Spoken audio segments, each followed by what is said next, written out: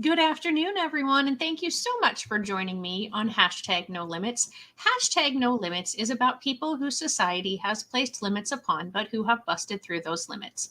Ophelia says in Hamlet, we know who we are, but not who we will be.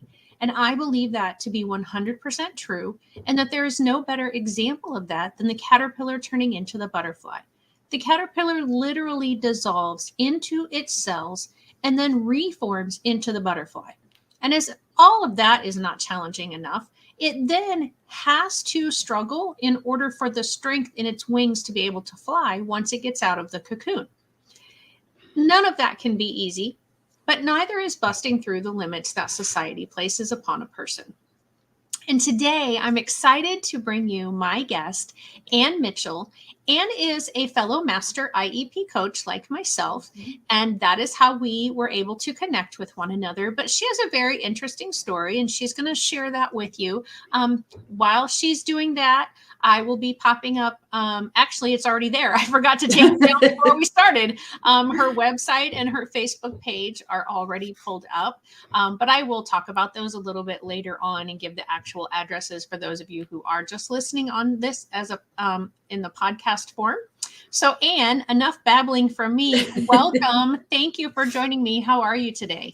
Thank you, Shelley. I'm doing great. How about yourself? I am doing well. Now, you are in Colorado. Is that correct? Yes, just south of Denver, about a half hour. Okay, so it's 55 degrees here in the Midwest. What is it like there? Usually it's on my computer. It's 49 degrees right now. It's kind of cloudy. Yeah. So no snow for you guys then either. No, usually it's up in the mountains. Oh, all right.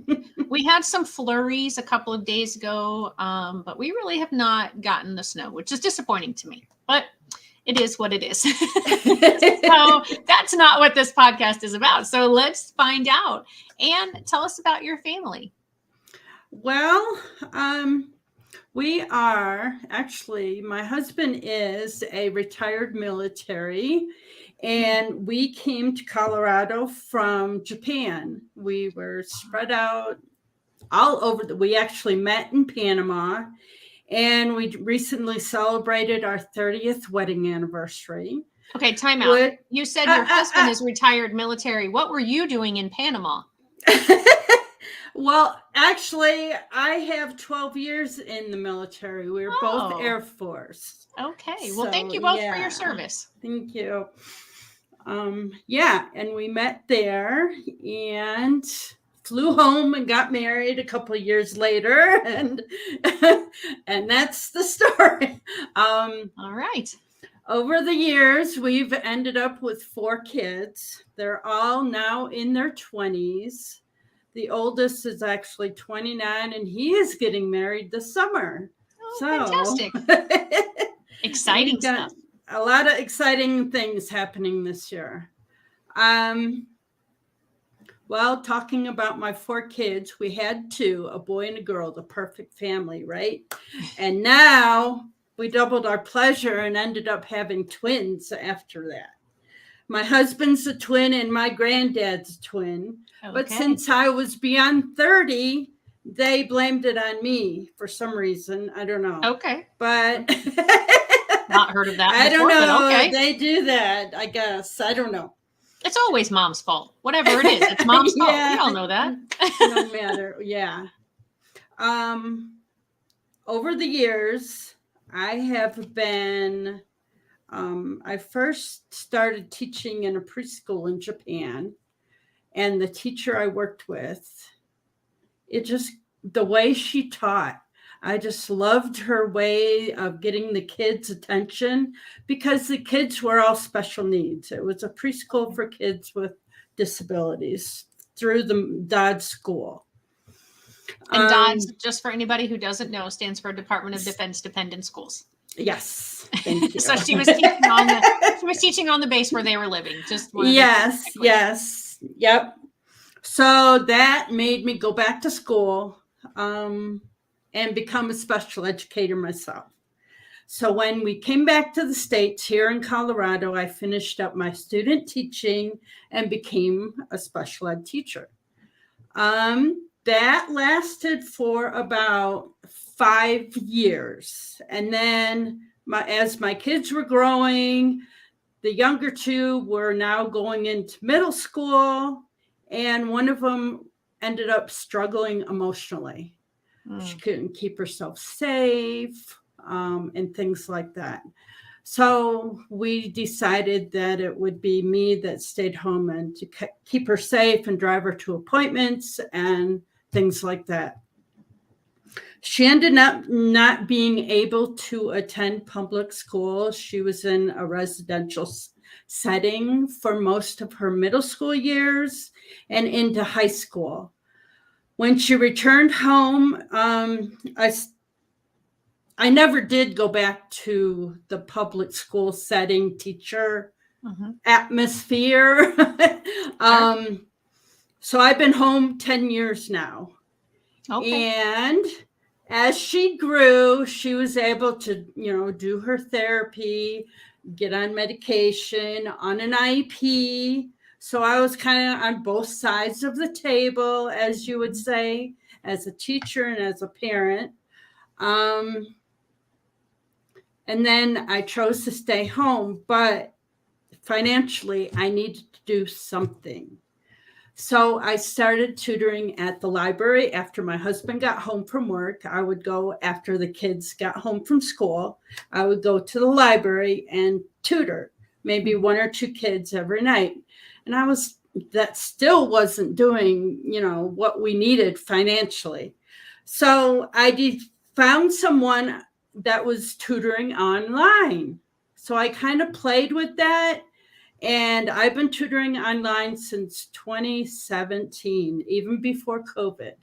Wow. So when COVID hit, I was busier than a chicken with a head cut off. I bet. All these parents were, can you help? Can you help? And of course, I helped as best I could. That's awesome. And then I supported my grandson. One of my daughters and my grandson lives with us right now. So I helped him during the virtual time. So, yeah, that's life in a nutshell around here. Wow. So it sounds like there's a lot of stuff going on at your house all the time. Yeah, there is, definitely. So so you said that your daughter was having trouble struggling with her emotions. So she ended up in a residential facility. Can you walk us through the process? I mean, it isn't just like, boom, okay, she has some emotional struggles and now we're going to put her in a residential facility. I mean, I'm guessing that there was quite a long process, actually. Well, we started with some accommodations and like the RTI process, even they had to try a few things before she actually got onto an IEP. They gave her like a fast pass. So when she needed to leave the classroom, she would drop one of these passes off on the teacher's desk and she would go. They had a quiet setting in the social worker's office area. So she would go and hang out there until she felt a little bit better. Over time, even that was a little bit too hard for her. She just couldn't follow the steps to leave the classroom appropriately. Over time, she was starting to self-harm, and the word suicide would always come into, I don't know how to, I don't know. She would say, well, I'm going to do this. I am going to, and the suicide word was used. And so if that word is used in our district anyway, they automatically have to call law enforcement. Okay. So, but since she was in middle school, they ended up taking her to the emergency room. And then the emergency room would contact a psychiatrist, a social worker, and then they would do a medical screening to see if she's able to stay at home, if she's safe enough, or go into a hospital setting. In Colorado, they do have like a behavioral for kids and adults around the area. But when she first started having these, there were very few around. Nowadays, there are quite a lot more due to funding and people understanding mental health and it coming able to people to talk about it more. Right. There's more availability for teenagers now to receive support outside of the school setting. So well, that's good. That's pretty much. And then she would go for, I don't know, a week or two in one of these nearby facilities and do okay. She would come home. She would try school for a couple hours. And it was just this big circle. It happened so many times. There's a couple different ways that therapists help even adults. One is cognitive behavioral therapy. Other one is DBT, which is dialectic, I believe, behavioral therapy. And that was the one that, and then there's EMR, which is the eye movement one. There's one or two more that I believe. Since she's turned 18, she's now turning 24 this next month. So since she's was 18 and beyond, the adult thing was really scary, but she's taken it on with a good thing. She's lowered all of her medication. She's actually living on her own. She graduated high school with a music, a letter for music. That's awesome. Yeah, she did great. Those first few years, we thought as mom and dad were on an island that nobody else was struggling like we were struggling. Right. But now it's amazing what she's doing. She's working full time, paying her bills. That's fantastic. Once in a while, she'll have a little bump in the road, but everybody does, Sure. Even probably you and I. But we have our good days and bad days, but her bad days might last a day or two longer than us. But she's able to use those skills, and she's got some of her medication she takes makes her tired at night. So she's self-advocating, and she's contacted the HR department for the store that she works with and has actually gotten an accommodation of not having to work past a certain hour in the evening. Okay, so fantastic. Then that way she can stay consistent on the time of her medication, and she's doing great. That is so awesome. And honestly, Anne, that's not a story that I hear. That's not an outcome that I hear with the beginning of that story. I do want to encourage anyone who is listening that, and if you don't mind, I would like to go back and kind of talk about what it was like for you. I know you said it was like being on an island for you and your husband, but just like what it did to your whole family and the decision-making process to place her in the residential facility, and then the length of time that she was there, because I believe that most people think, well, I shouldn't say I think there's two different camps when it comes to residential facilities. Like, oh, you just don't care enough about your child, and so you shipped them off for somebody else to take care of. Right. Or there's the, oh my gosh, like you become a martyr because you've recognized that your child would benefit from being in a residential facility. So do you mind walking us through like what that was like I said, for your family, for you as mom, for her twin? Like, how Yeah. does her twin deal Yeah. with all of this? Well, her twin, actually, they are completely opposite. Okay. The only thing that's alike is their birthday. One's a redhead and one's a brunette. And yeah, Oh, wow. yeah, there you would never know unless somebody asked, "When's your birthday?" And they both say the same day. Oh my gosh, that's crazy. Yeah. Well, to be honest, I always bring up two different episodes that we had to deal with her that are that they were really hard to go through. And the first one was um,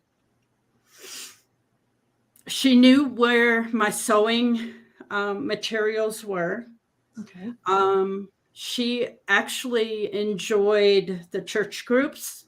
So, like when they went to the parks, we allowed her to go to the park and attend the church groups with her peers. Um, the one time that I wish I didn't was she had found a sewing needle and decided to swallow it. Oh no. Yeah. So we ended up in the emergency room once again, and they did a scope and got it out. Thank goodness it didn't hurt any of her organs or Wow. anything. That was time number one. Well, there's other times, but these are the two times I always bring up because it's not that we sent her off to get rid of her. Right. The fire department, the police department knew who we were, because they were always coming to the house. And the one time they came to the house, they found her in the closet with a belt around her neck. Oh no. That was part two. Wow. Yeah, so it's not that that was in the house. She was in her room. Right. We had other kids in the house. We had pets in the house.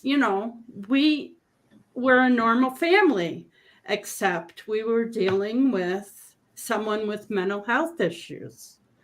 Yeah. She never wanted to hurt anyone else. She always took it out on herself. And because she was doing it to herself, her twin sister always wondered if she was going to get this, Gotcha. because Sure. she was in middle school as well, and she didn't know any better, but Right. she thought maybe because they were twins, she might, I don't know, Right. Yeah. like Yeah, chicken like pox. she had the same trait inside Yeah. of her or something. Right. Yeah. Sure. Yeah. So that was one of the first questions that came up with her. And when she learned that, no, you guys are totally different. But what the steps were, if she felt bad, to make sure she comes and talks to us. So residential, she couldn't stay in middle school, or she couldn't stay in the public school and be able to keep herself safe. She couldn't stay in the classroom long enough to learn anything, even with accommodations. So what a residential setting does was she stays there, she lives there. And what they do is they use the cognitive behavioral training to allow there's usually a group of girls, because it's girls and then it's boys. And they have classes throughout the days. So she's earning high school credit as she's attending. And then we're able to have virtual meetings like once a week. because they don't want them to get into the old habits again. So they kind of keep us separate for a while and then kind of build it up over time. There were a few places that were out of state. So there was one in Nevada and one in Texas. And we would do the virtual meetings every week. And then every month, one of us would fly over there and meet with the therapist and her. So, wow. So she lived in those other states for periods of time. Yeah. It just depends insurance wise, who accepts our insurance and the plane and the travel. And it was all covered underneath our insurance. So, wow. Yeah. That from an outsider's perspective, that's heartbreaking to hear that your child was, an airplane ride away. Right. Right. Yeah. But if that was the appropriate environment and that was what was best for everybody, then it's like, okay, well, that's a good thing. Uh-oh. I just lost my guest. Well, let's see if she jumps back on. We'll wait just a few seconds here to see if she.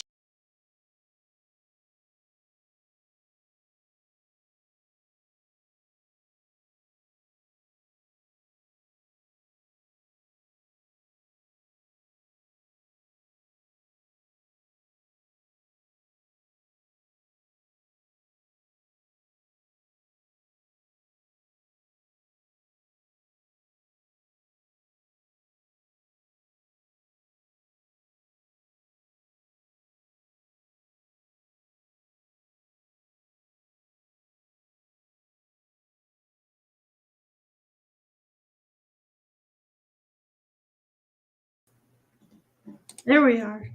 Okay, I have no idea what. I don't know. That has never happened before. We just lost signal for about a minute or so. It kicked both of us out of the format that we use. So I don't know what that was about, but we're still recording. So we're just going to continue on. And we'll maybe cut that part out somehow.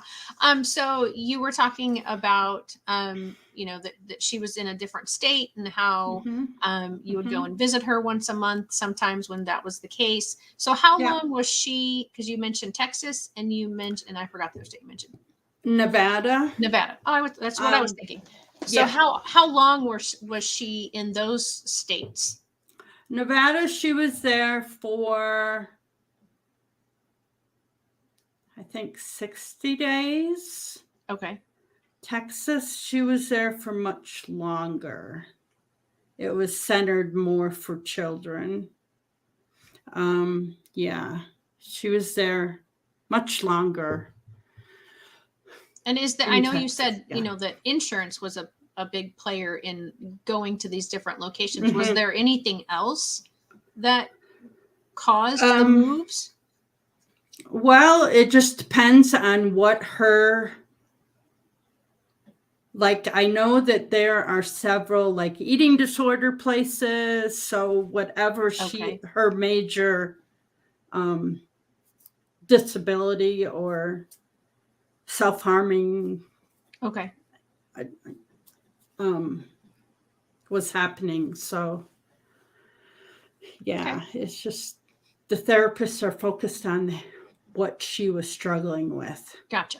Okay. I was just curious if there had been some episode that had precluded her moving, if it was more really just about the insurance. Well, we had a caseworker that through our insurance that knew she was in the mental health field, that knew where the best places were. Oh, perfect. Okay. As she grew and got older. Yeah, that is so important to have people who have knowledge. Because it is impossible to know everything, for one person to know everything. Right. And when you can bring in I mean, I know the old saying, it takes a village to raise a child, but it really does, especially if that child has any needs outside the quote unquote norm Right. population. Yeah. And, I was just speaking to someone earlier today about even the amount of resources that are available, and that we as educators need to do a better job of reaching out to the parents of our students, because those parents probably are doing extra research, and they are, involved with other therapists and other professionals who have told them, hey, try this or do this or get this apparatus or that curriculum, and Right. that as educators, we really need to listen to that and not be fearful of that Right. information, that somehow Right. we're not doing the right thing, because we all want to do the right thing. Right. But if we don't know what's out there, and there's no way to know everything that's out there, then we pull in those resources of the parents, and we look at other things to work with the kids and help every child reach their fullest potential. And that brings me back to your story, and how beautifully it ends. Yeah. Yeah. Because as I said, I don't hear that sort of outcome with a story that starts the way that your daughter starts. Yeah, not as much as she hurt herself. Yeah. We are amazed at what she has accomplished, and praise God every day Right. for what she has. And there's always a saying: He doesn't give you any more than what you can handle. So He was really tempting us, but Yeah. I mean, there's some days, how come you chose us? But Right. now you see what has come. I am able to help others that are going through the same thing that I did, whether it's just a shoulder to cry on or an ear to listen on the phone. I can support. Yeah. And again, Yeah. that's so important. I am not a parent of a child with a special need, but as you mentioned, I've heard that from so many parents who have a child that is eligible for special education, that you feel like you're on an island. And Yeah. And with her mental health, the same like with dyslexia, you to look at, you don't think anything is wrong. She looks like everybody else, Yeah.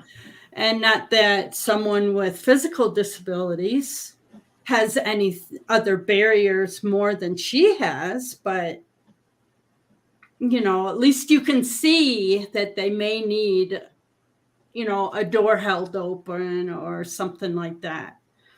So, yeah. And so how does all of that affect you as mom when you're going through all of that stuff? Back then, there were days. I mean, I had to make sure that I took care of myself first. Yeah. You hear, like, even with an infant, you hear, make sure you take a nap when baby's sleeping. It's like, right. Definitely get your rest, because it doesn't matter how dirty the dishes are. Get your rest. I never listened to that back then, but with 4 kids, I'm a neat freak. Right. But yeah, you have to reach out for help.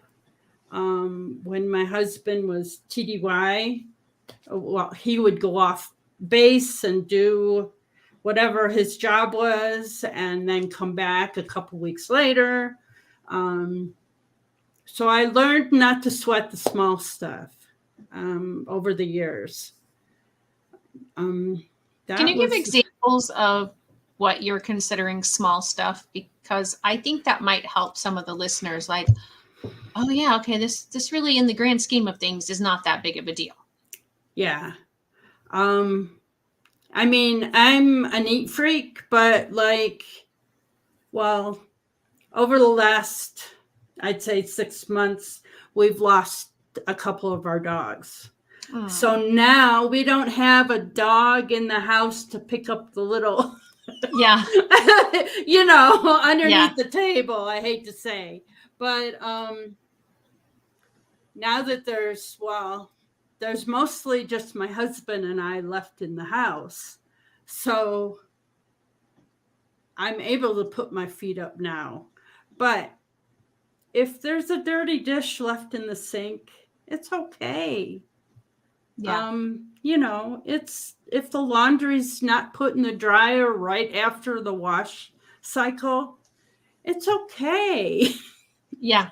I mean, the snow outside, I'm usually the one that shovels the snow. Okay. But, the last snowfall, we did the sidewalk and the porch, the driveway. It's okay. It really is. The sun will come out and melt it, Yeah. And it's almost melted, but after 20 years of being here, it's okay, Yeah.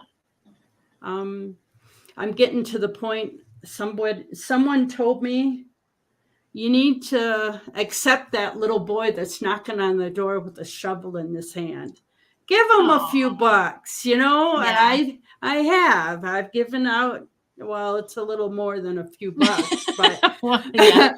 nowadays, when I was younger, it was only a few bucks, but yeah, it's just, the little things, the spilt milk from my grandson. It's okay. Right. There's Yeah. bigger things to worry about in the universe. So Yeah. And I think that's very important, because especially if it's a new mom and dad, and it's their first child, and they have their friends who maybe have already had children, and their children are not going through the same struggles that your child is going through, and you're like, well, their house always looks neat every time we go over. There's never dishes in their sink, or right. they always seem like they're well rested, or their clothes are always nice, or whatever. They don't live your life. Right. So, you do you, I guess, is the saying, but it really is. You need to give yourself that permission to take the time with your child. Reach out for help when you need it. Yeah. And like you said, don't sweat that small stuff. And that small stuff is, the dishes don't have to be done every single day.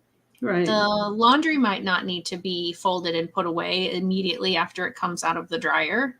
Right. Maybe you have older children, or maybe you ask your spouse, or you just say to the neighbor, hey, you offered to help me when the baby was born, and do you think you could come and help me? Yeah. I know that is difficult. I most definitely have a difficult time asking for help. I am more than happy to give out all kinds of help. Yeah. But it's much harder for me to ask for help. And it's really not about pride. It's about you have to take care of you in order to do your best job with your child. Right. Yeah. That's true. Says, you and I, who have done parenting already, and our children are adults, and we may or may not have listened to this same advice. Yeah. When we were doing this ourselves. When we were going through it. Yeah. Yeah.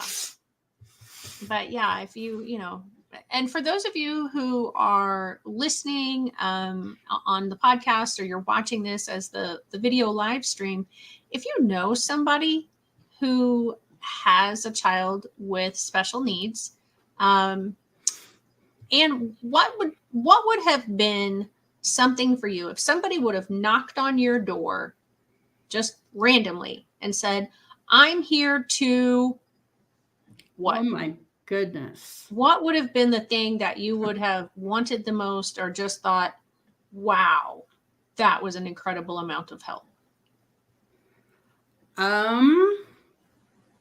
I think it would have been stop at the grocery store and pick up something on the way, or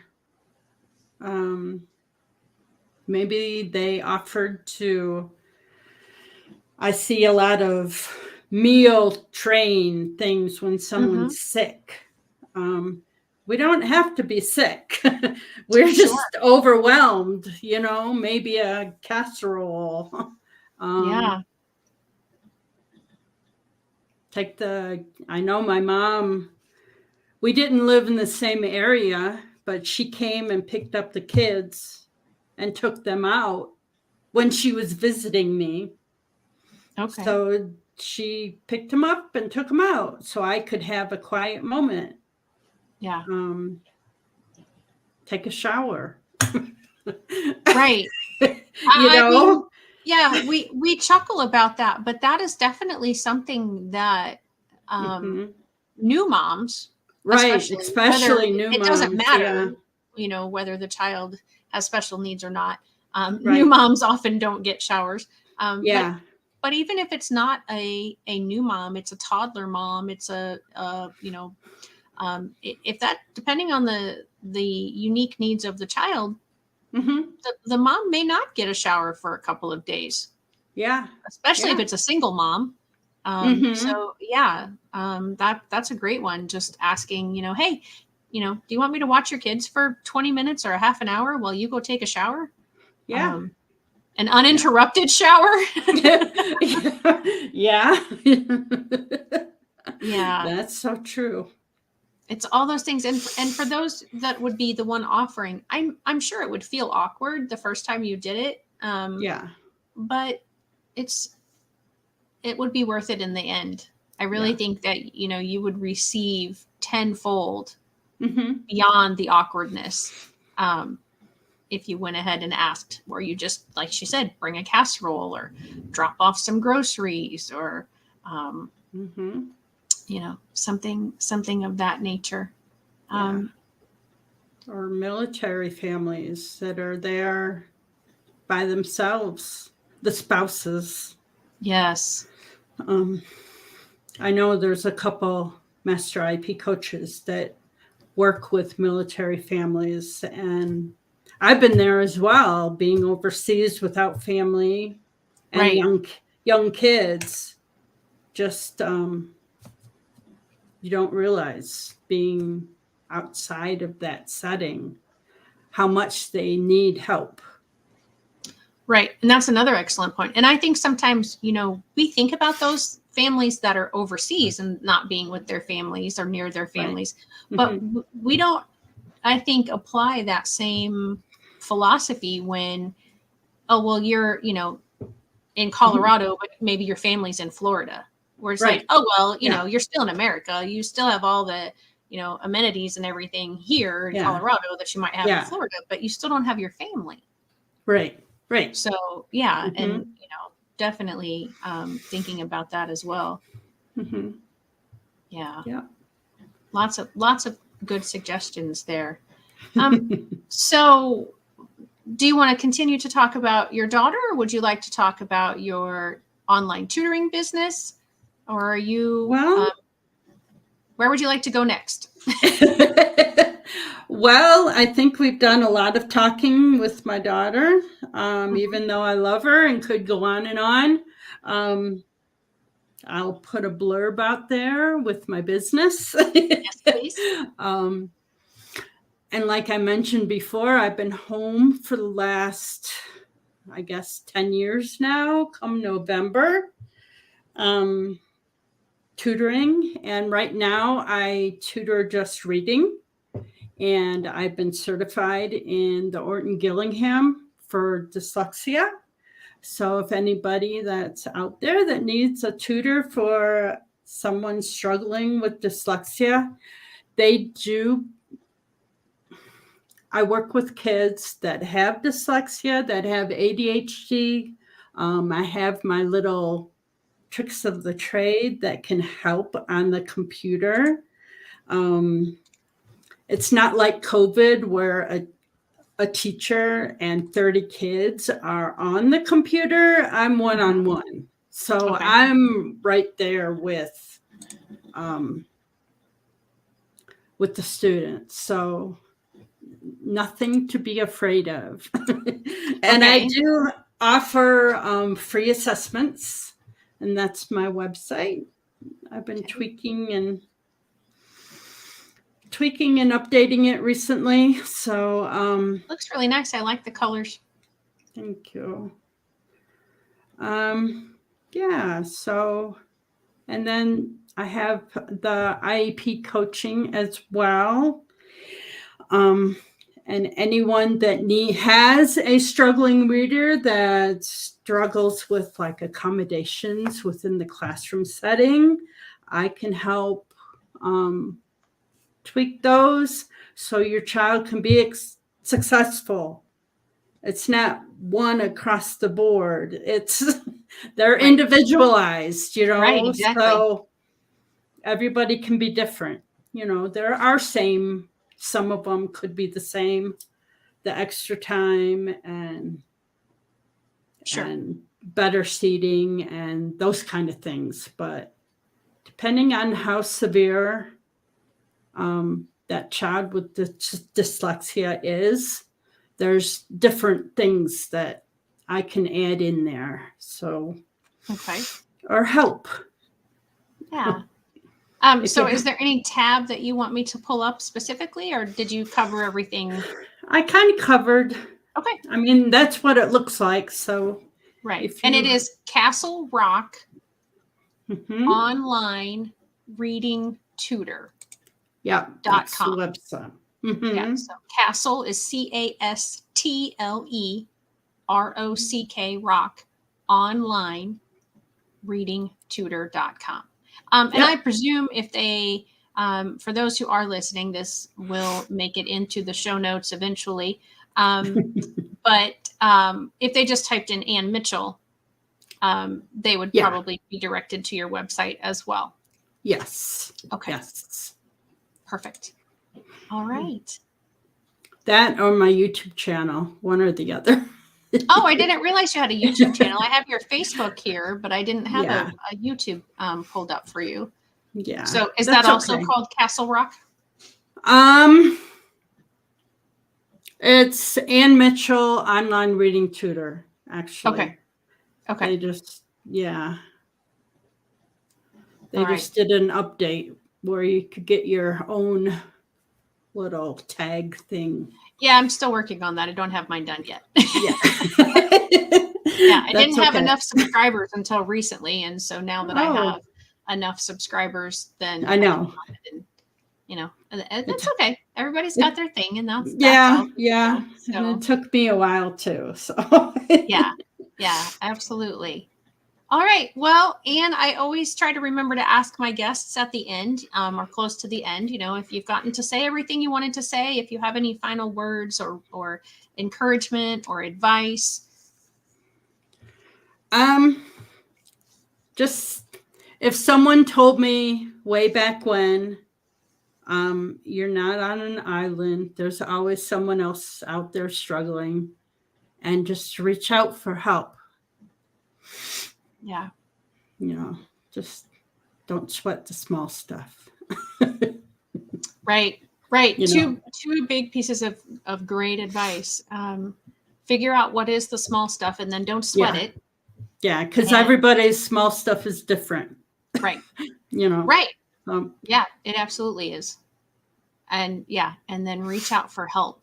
And there are so many services now online, and I mean we just live in such a great age for being able to find stuff that way. And if you need anything that is specific to dyslexia, or maybe even some if you're going through a mental health crisis with one of your own children, Ann mentioned earlier that she would be happy for you to reach out to her. and she would help you as any way that she could. And myself as well. I also, I work with some mental health organizations, and I organize a mental health walk every year. And so I have a few resources, not a lot, because most of mine are specific to my area, but always happy to reach out and, try to help somebody if I can. And then, if you need Master IEP Coach services, you can reach out to either one of us. We both do that. And definitely, if you want to do online tutoring, reach out to Castle Rock Online Reading Tutor.com, and you will find Anne. Yep. And thank you to everyone who is listening. Be sure to subscribe or like to this channel or to this page, depending on where you're watching and listening today. And as this gets rolled out as a podcast, be sure to download and like and leave comments and all those great and wonderful things, so that we continue to be shown and people can find us and tell more stories. Because that is the great thing about the age that we live into, is that everybody's got a story to tell. And if it's about busting through limits, I am happy to share that story with the world. So thank you, Anne, for being my guest today. And thank you everyone who has watched, and we will see you next week.